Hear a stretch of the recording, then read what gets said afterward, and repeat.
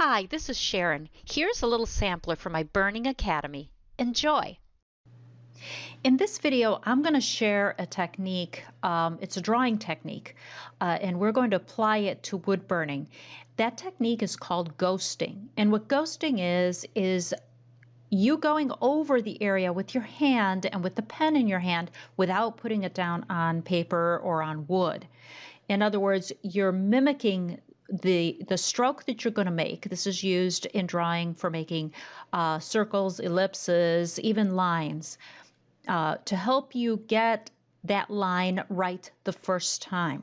So it can be used in burning very, very successfully, and particularly in areas like this where you really want to put down a precise line, but you can't afford to make any mistakes. So this is what I will show you in this video. You'll notice me doing that as I hover over the wood before landing, kind of getting a feel for my hand and what's about to happen.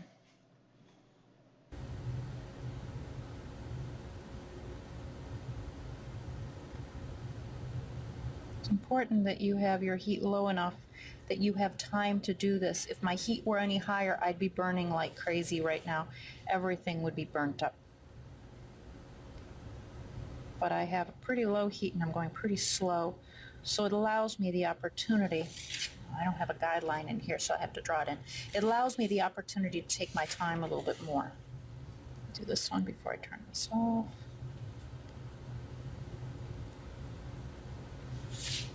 Again, going through, making sure I have control over my pen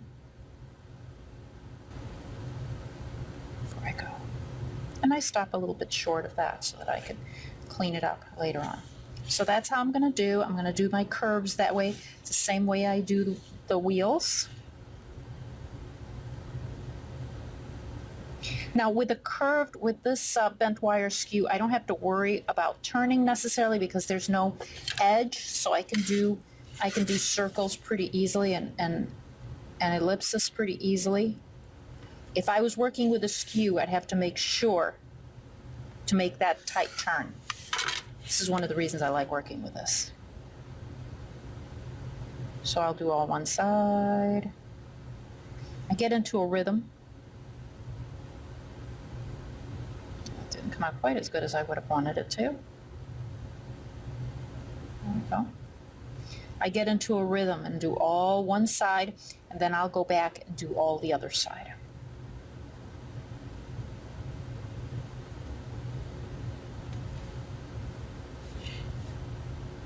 And this one's a little off.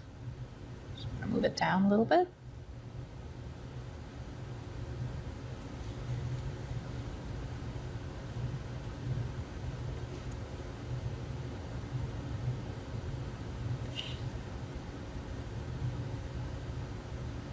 Came off a little bit crooked.